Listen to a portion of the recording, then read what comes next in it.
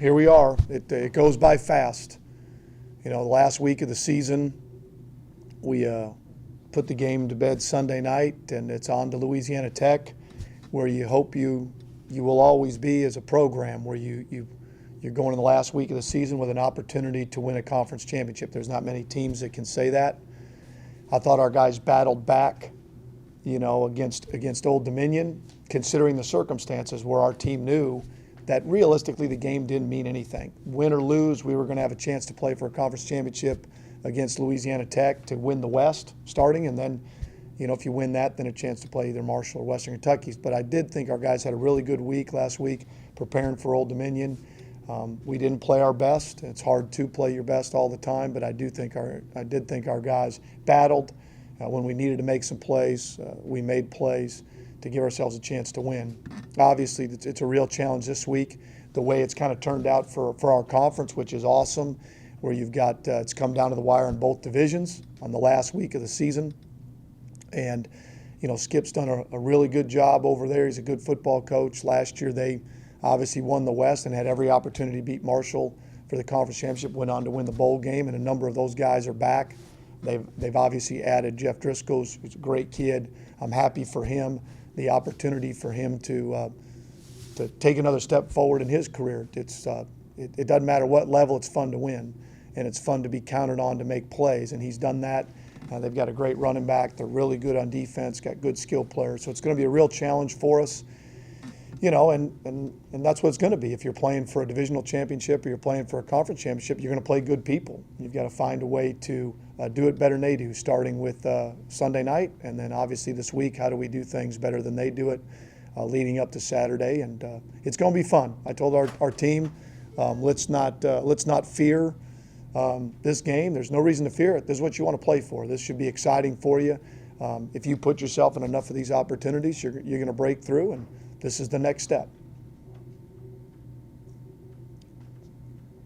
Coach, defensively, obviously much improved. We talked about it week over week, but I was looking over the numbers, and it's not just keeping a team to a certain number of yards or keeping them off the scoreboard or whatever, but number of 3 and outs over the last 5 games. Out of 70 offensive drives for the other team, you guys have held them to 3 and out 28 times, which seems like a pretty high percentage to me. It is. It's you know, it's a tribute to the players that we have. It's a tribute to our coaching staff. You know, I think also what adds to that is when you're successful offensively, it all plays together. Where when you put teams in a position where they have to throw it, then, you know, you're going to give yourself more opportunities when they're throwing it all the time. So, you know, again, our defense has played well. Really, the last time I can think where we didn't play well, there was probably in this game, probably the second and third quarter, I wouldn't say, but the back half of the third quarter and the fourth quarter and the start of the game, we were tremendous. You know, you'd probably have to go all the way back to Nebraska, the first half at Nebraska, to when we didn't play well collectively.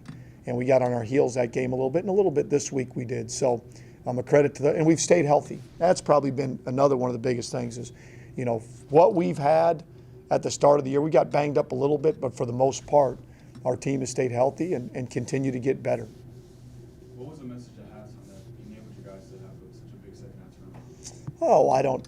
Again, first of all, let's talk about the second half. All right, we came out and scored, but then they came down and scored. We went down and didn't get a fourth down, and they scored. So we went from down 3 to then all of a sudden they came all the way back and we were down 10. So whatever I said, it didn't have that much of an impact. That's overrated. I mean, it's there was really nothing they were doing that was anything different. It was just, how are we going to change a few things and how are we going to do it better? That's really what it's all about. Yeah, there's a few things they did differently schematically, and there's a few things we did differently offensively, and vice versa. And that's the puzzle that you're always trying to figure out. That's what it is. It's a big puzzle. How do we do it better than they do it, irrespective of talent? So that probably was the biggest piece. How do we figure this out? Not that you're not doing it throughout the game, because you are, but you do have a little bit of time there to kind of collect your thoughts. But in the end, there was nothing different. We just got to do it better. We were just a little bit off in terms of our focus, our mindset, and all we need to do is get back to that, and we were going to give ourselves a chance to play the game. We were the home team. We were going to eventually, if we got things turned, get the crowd in our favor, and we did. Coach, when David Washington went down, the starting quarterback for ODU, they bring Bentley in. He's a completely different type of quarterback. He's not a runner. He's a true pocket passer. Did it take a few series to kind of adjust the difference in their play style after preparing for Washington all week? Yeah, I don't know if it was that as much as, here's a young man that's a coach's kid, the Bentley kid, and that really probably they function in terms of an offense just every bit as well with him, understanding where to go with the ball. And he did a really good job for them, really did, coming in after losing his job a while ago and then, in and out. But sure, I thought we were doing a good job early, and he really came in and kind of solidified things and made some throws, and so credit to him and their coaching staff. How do you feel like their change in defensive coordinator has affected them defensively, specifically against the pass? Oh, I don't know about, how that's really affected. They still do a very good job. They run similar styles. Obviously, a personality is going to play in that. When you change coordinators, even if you're running the same system, there's going to be some changes. There's going to be some differences, especially in critical areas, whether it's third downs, score zone, when you call blitzes, how do you attack certain offenses. But I think it's unfair. It's a week-to-week, game. They played Western Kentucky. That's a really good throwing team. So that, and when you're winning games, teams are going to throw the football. So I've always thought that the passing yards, especially when you're winning, is which they are, is blown out of proportion. It's really, are you stopping teams from being balanced, which they have done a nice job of. They have stopped teams from being balanced. Last week, UTEP ran the ball pretty good, but they threw it okay. Well, they weren't balanced. And, I think the key to any successful offense is balance, something we've been able to achieve this year, which we hadn't been. We knew we'd have to be able to do that to be able to keep Nick upright and shrink the number of turnovers that we've had. And we've done a great job of that. And the best teams I've been around, we've been able to be balanced. And balance isn't always in a certain quarter or part of the game. It's just as an overall philosophy. Sure, there's times if they do this, we have to throw it. And if they do this, we have to run it. But as an overall philosophy is we'd like to end up each game, if possible, and at the end of the year being fairly balanced in terms of how we attack people. Coach, over the past few weeks, kind of shuffled up the offensive line a little bit. You got some new guys in new positions. Do you feel like those guys are kind of solidifying after 2 games with their new roles? Sure, and really it's Fleming, that's playing tackle now, and he's bounced around a little bit. He's only going to continue to get better. And Oliver Bates has been at guard. So really it's just, the guards inside that we've moved around, the 3 guys, and now the 3 guys at tackle that, we kind of probably went from an 8-man rotation to more of a 7-man rotation. You and Coach Holmes go back quite a way to spend 2 years on the same staff, Mm-hmm. correct? Talk about just how relationships go into playing. Well, it's interesting. I was a graduate assistant, and it changed my career path forever. I'll always be indebted to a number of people in the coaching profession, but obviously, Skip's dad, who hired me as a GA, and I learned so much being there under Coach Holtz. And Skip was the receiver coach. And my first year I was with the running backs. My second year I was with the secondary. But I improved in those 2 years as a coach, being around him and his father, than I could ever, than any other time in my career. So, it's I've known Skip since then. Obviously, we went, I wouldn't say different directions, but he got a job, became a head coach, and I was an assistant. And I always kept track of him, as I'm sure he did myself. And it's funny how 20-something years later, all of a sudden we're in the same league and coaching against each other. And when we're at the coaches' deals we've got to do, we kind of hang together a little bit. And his wife Jen is great, and so I'm happy for him. I'm happy he got another opportunity as a head coach because he did a great job at Connecticut, did a great job at East Carolina, and sometimes situations aren't that easy. I mean, we went through it here. And to get another opportunity, because I'm sure he wasn't sure. Hey, am I going to get another opportunity to be head coach? And he's taken advantage of it and has deserved all the success that he's had so far. Well, I think he's a tough football player. You watch him run, he rarely goes backwards.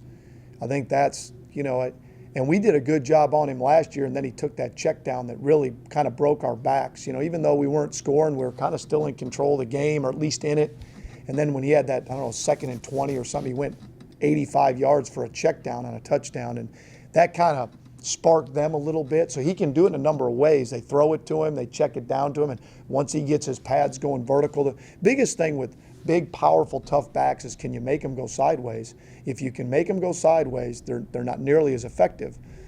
But that's what happened on that check down. He got his pads going downhill, and we weren't able to get him on the ground. But, you know, he's a tremendous player. I'm disappointed he didn't come out early for the draft. I was recommending that to him, but he chose not to do that.